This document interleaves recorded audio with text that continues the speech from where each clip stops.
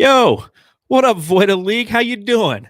This is your commissioner here, John Voida, reporting live from Las Vegas, Nevada, to talk about our league. Okay, last year I did a lot of writing, wrote about our matchups and our trade strategies and the way that we approach the free agent market and the dumb decisions and the smart decisions. And you know what? This year I honestly don't think I have the time for it. Okay. Again, I'm in Las Vegas because I'm at a new site. I'm started my first day of my new job today. And after a long day of walking around, I just don't feel like typing all night about how, Paul fucked up the draft. So I figured, you know what, I would just come on and we would start doing something like this where I'll do weekly videos that I'll live stream via our YouTube page because that's one thing I've actually kind of gotten pretty decent at. For those of you who don't know, Matthew Lissy, the Diamond Dogs, him and I both have a podcast together, the Suns Jam Session Podcast. Please subscribe, rate, and review wherever you get your podcasts. And we do live streams every week and after every Suns game. So we've actually gotten pretty good at putting together these little productions here. So I figured, why not just do it this way? So what we're going to talk about today before the season begins, which is only 2 days away. Oh, thank God. Football, baby. Just watching college football this past weekend was so much fun. Seeing the crowds jumping up and down like idiots, seeing Notre Dame make my heart, almost burst again. I'm like, feels good to be back doing this.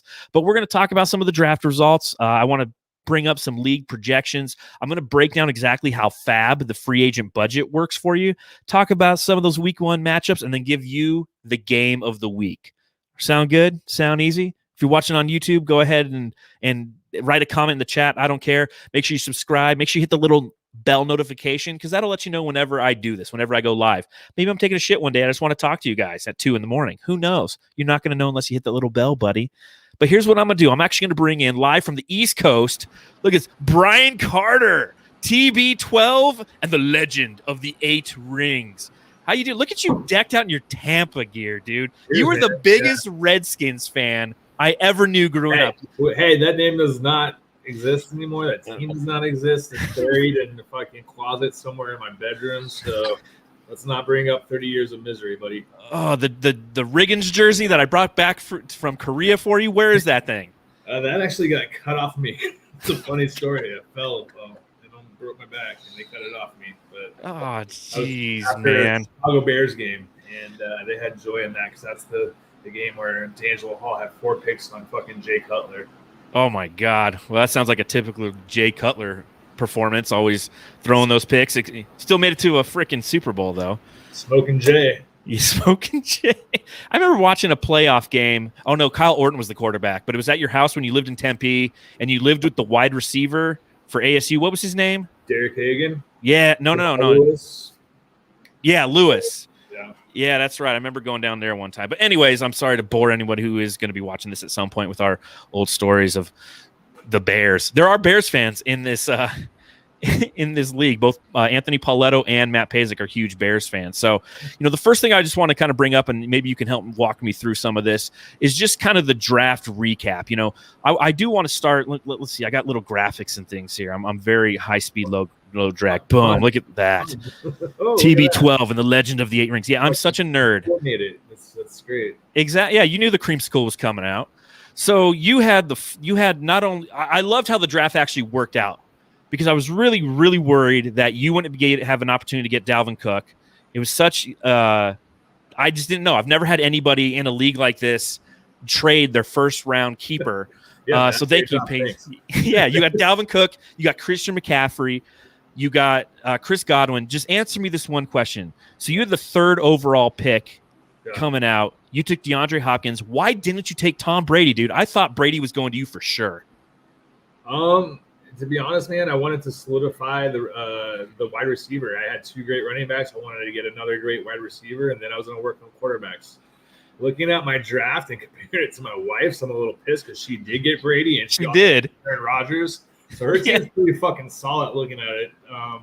And for those of you that don't know, my wife's won 2 leagues that I've been in. So you brought a ringer.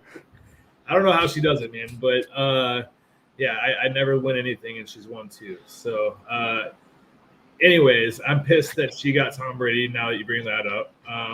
because I thought he was going to come back to me, but obviously he didn't last. So, well, didn't she end up with Gronk too? Yeah, she's got like Gronk 7 too. Bucks players. So if the Bucks Jeez. do well, I think she has 4, but yeah, she has Mike Evans, Gronk, and I don't fucking know. I think she's got.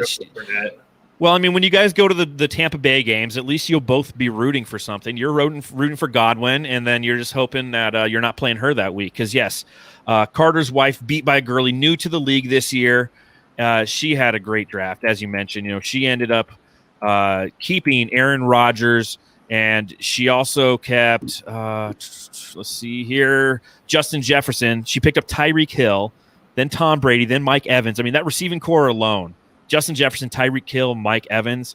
Yeah. That's going to be tough to beat. Now, obviously, her running backs struggle a little bit. Mike Davis, Chase Edmonds. We'll see Philip Lindsay. So she's got some good PPR potential. But man, that's going to be a tough team to beat.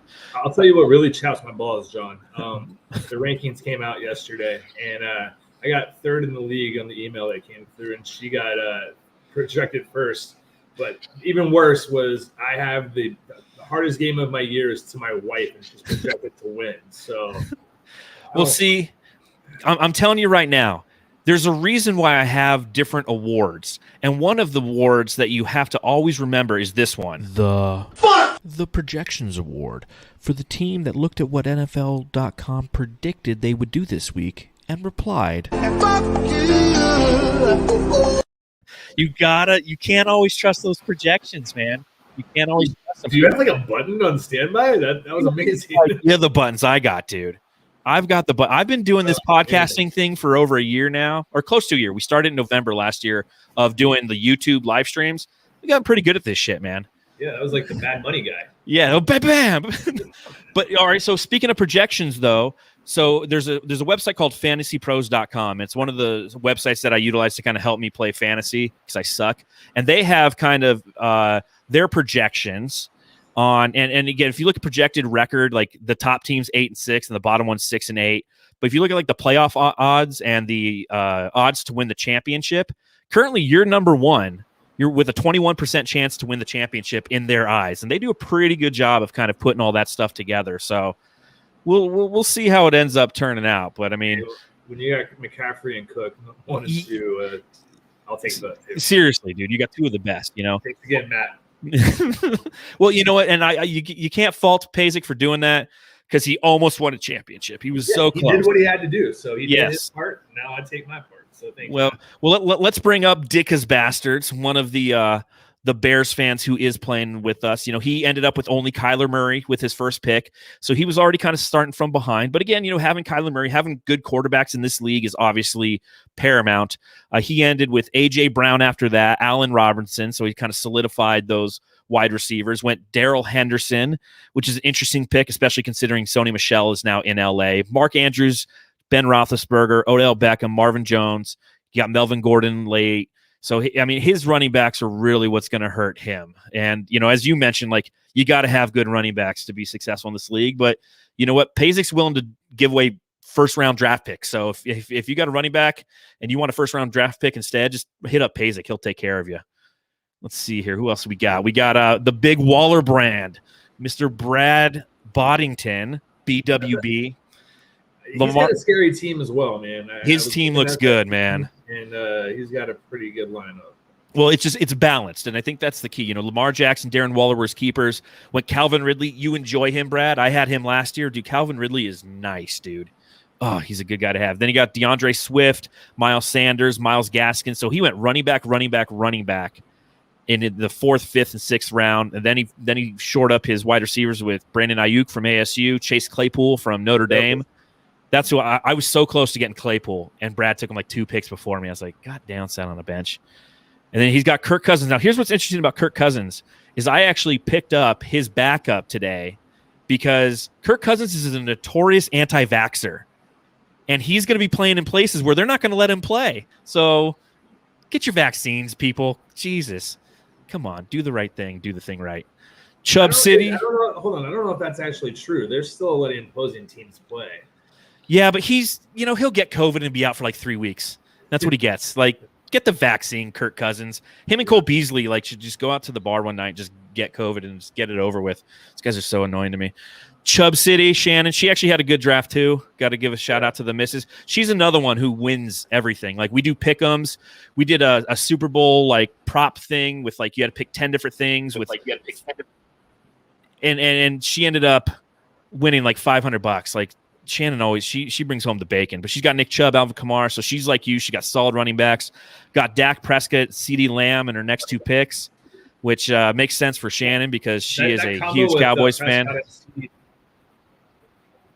She's a huge Cowboys fan. And, losing you, Carter. Combo is going to be something that wreck. You're sputtering a little bit, Carter, but I know what you're saying. I have CeeDee Lamb and Dak Prescott in every other league for that exact reason. It's a great stack. Tua Tagovailoa, I can never say his last name. The guy from Alabama who throws left-handed. Jared Judy, again, a solid, and then she ended up with Zach Wilson as well. So going down the line, cruising to the last, Ron Stetz, another good draft for old Ronnie boy there. He didn't finish too high last year, but keeping DK Metcalf, Clyde Edwards-Helaire, got Najee Harris, which is huge. Trevor Lawrence, so he's really sticking with those rookie guys. Shout out to him.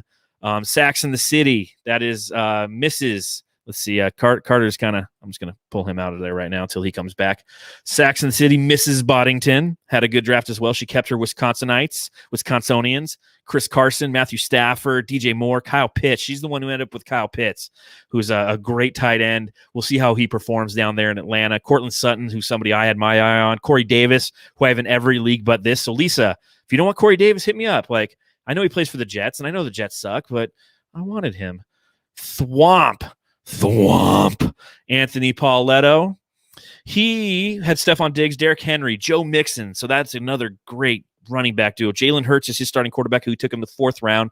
Cooper Kupp, Adam Thielen, Matt Ryan, Robert Tonyan, good, solid tight end. So, another one of those teams that just looks really, really good this year. Quit playing with your peckler. Mr. Paul Voida, okay? There's a reason why we have this award. The Forrest Gump Award for the team that was... Stupid is, stupid does, sir.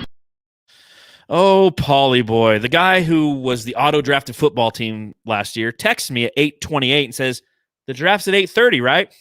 No, Paul. It's at 8 o'clock. How do you always miss these things?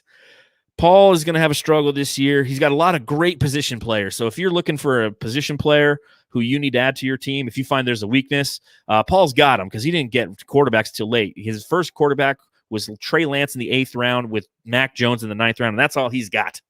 So he is definitely somebody who is hurting at the quarterback position. But again, a lot of really good skill players. Knowing Paul, somehow, some way, he'll figure the shit out. He always freaking does. True Blue, Mr. Andy Martinez, the 1st overall pick. Who again missed the draft. Andy, come on, man. Now I know you were doing some stuff with the fam.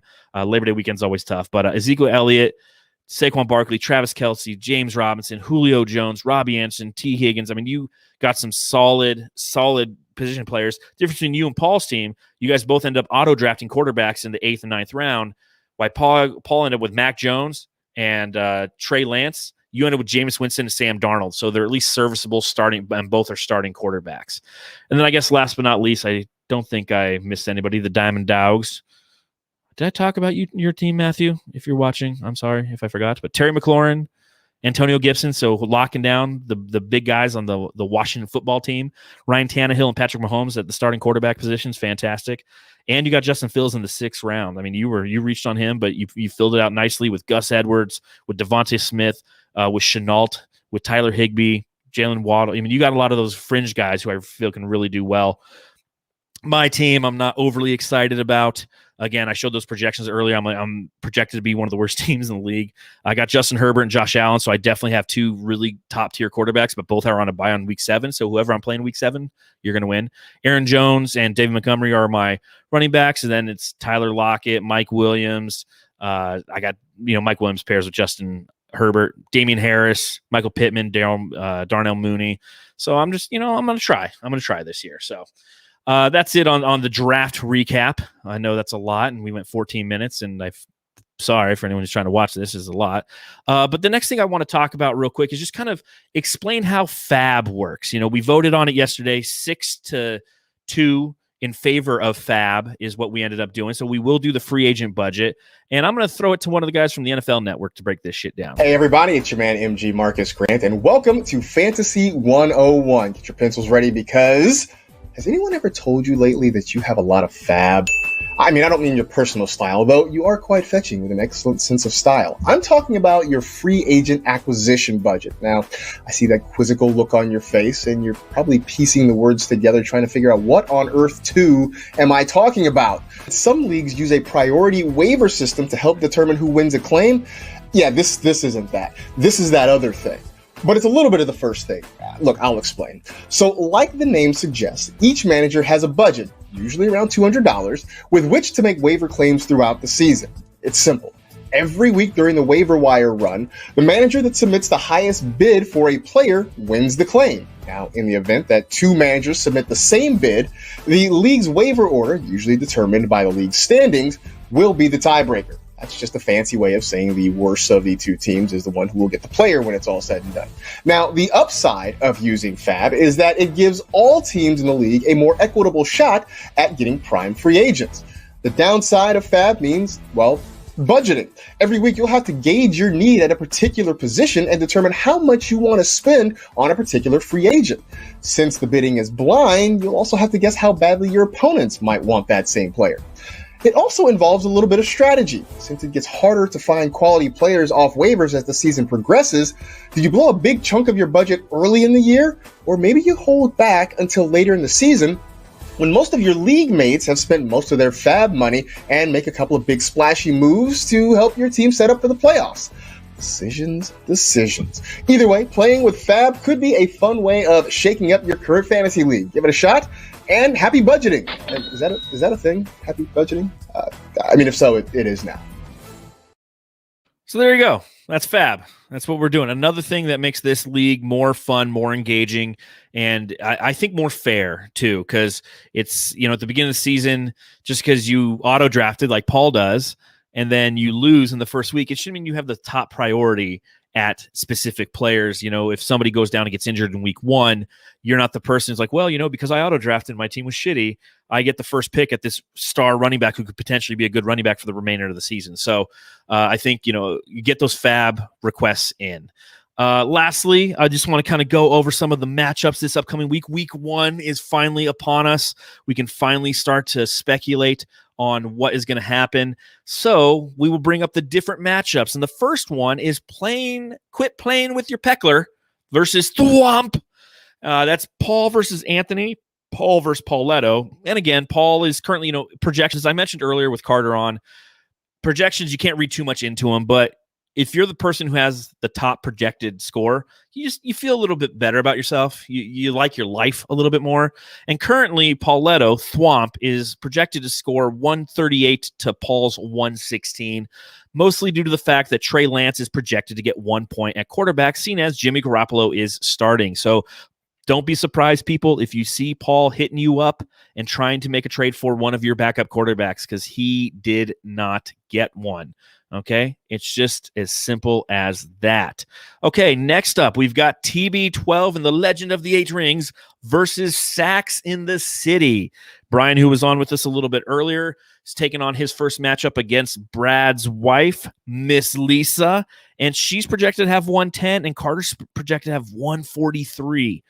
Okay, so this will be one of those games to definitely keep an eye on, because it's always interesting when you see these games, where Lisa's projected to lose by 33. It's really interesting to see where that actually ends up. Okay, because I love those because it proves that it doesn't truly matter. It comes down to the matchups, and I think that Matt Stafford playing against Chicago in his first game at home on Sunday night is going to be something that, they have projected for 18 points on NFL.com. I think he's going to play better than that. I think Cortland Sutton is going to have a couple touchdowns potentially for those Denver Broncos against the Giants. So we'll see. And again, just watch that running game of TB12 and the Legend of the Eight Rings, man. They are it's nasty, okay? I am playing True Blue, Andy Martinez, the guy with the number 1 pick overall in the draft, and I'm currently projected to lose. I'm supposed to lose by 20, 141 to 121. So will be one of the primary reasons for that is my tight end, who's Gerald Everett, who used to play for the Rams, now plays for the Seattle Seahawks, is only projected to get 4, whereas his tight end, Travis Kelce, is projected to get 22. So that's really what kind of sways that. But I've got Josh Allen, I've got Justin Herbert, so watch yourself, True Blue. I'm coming for your ass. Chubb City, Miss Shannon, is playing Ron's Cruising to Last. And yes, that's Tom Cruise from Risky Business on the side of the helmet, because I clearly have too much time to where I create not only football helmets and logos, but I also create these little banners for them to go and make these little graphics. I need a life. But you look at this game, Chubb City Cruising to Last. It's going to be kind of a closer one, projected 126 to 115 in favor of Chubb City. Interested to see Dak Prescott play. Prescott. See, that's the Arizona in me. I go Prescott. It's probably Prescott because it's a formal last name. But Dak Prescott, he plays on Thursday night against the Tampa Bay Buccaneers. So that's going to be fun to kick off the season, that game. You've got Beat by a Girly versus Ditka's Bastards. Okay, this is actually projected to be the closest game, with Beat by a Girly's projected to score 143, much akin to her husband, and Matt Pazik's team, Ditka's Bastards, being projected to score 135. So obviously I'll be very interested in this game because Kyler Murray is the starting quarterback for Ditka's Bastards. And I'm a Cardinals fan. You see the Cardinal rise up, Red Sea. It's one of the lamest things to say, but you got to mean it. And the last game that we're going to talk about is the game of the week.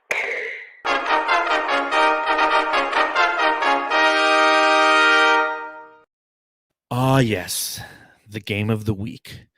Big Waller Brand versus the Diamond Dogs. Now you look at projections, and Big Waller Brand is actually the team that is projected to score the most points, 146. And you look at the Diamond Dogs, 105. They're currently projected to score the least amount of points. That's because they're not getting a lot of love to Gus Edwards, even though he is the starting running back following J.K. Dobbins being hurt. Not a lot of love for Kareem Hunt because he is also a running back next to Nick Chubb. But here's the reason why this is the game of the week. Okay, this is not a dictatorship. Okay, of this league. This league is ruled by like an executive committee, and I have both the Big Waller Brand and Diamond Dogs. So that's Brad and Matthew as my executive committee. Starting last season, I reached out to both of them and I just said, hey, if there's decisions that need to be made, if there's any thoughts or ideas, if there's any changes that we want to do in this league, can we three just be on a text thread and just talk about them? And it's the reason why we're making this the game of the week. It's really hard to pick a game of the week in the first game of the season simply because you don't know truly what's going to happen. There's no records yet. It's not like, hey, a 5-0 team versus a 5-0 team. We don't have any husbands versus wives yet. We don't have no siblings versus each other yet in this league. So this is why this is the game of the week. A reminder to everybody, starting next week, we will go ahead and just briefly go over each one of the scores, and then we'll just give out all of the awards. And trust me, I got a lot of the Big Dick Award for the team that scores the most points in a week. And it goes on and on. So be sure to tune in. I'll probably do these on Tuesday nights. Next Tuesday, I will be in Reno, Nevada, live streaming from there. I hope they have good internet access as well. So on that note, I appreciate anybody who decided to stop by and watch. I see one person still watching, so appreciate it. Make sure you give a thumbs up or whatever, or thumbs down. I don't care. But hit the subscribe button and hit that little bell button just to remind you whenever I go live here on the Voida Fantasy League channel. Best of luck to everybody. I'm so excited. I will be home this weekend watching football. We do it every opening week of football. We get some Bloody Marys. I do the whole Bloody Mary bar. I make Lisa's little pepperoni cream cheese balls that I learned that recipe from her. They're fantastic. So really looking forward to football starting. But again, thank you to Brian for joining me. I know it's like 11:30 his time and he still came on, so I appreciate that. But everyone else, have a great night, and I'll see you next Tuesday. Peace.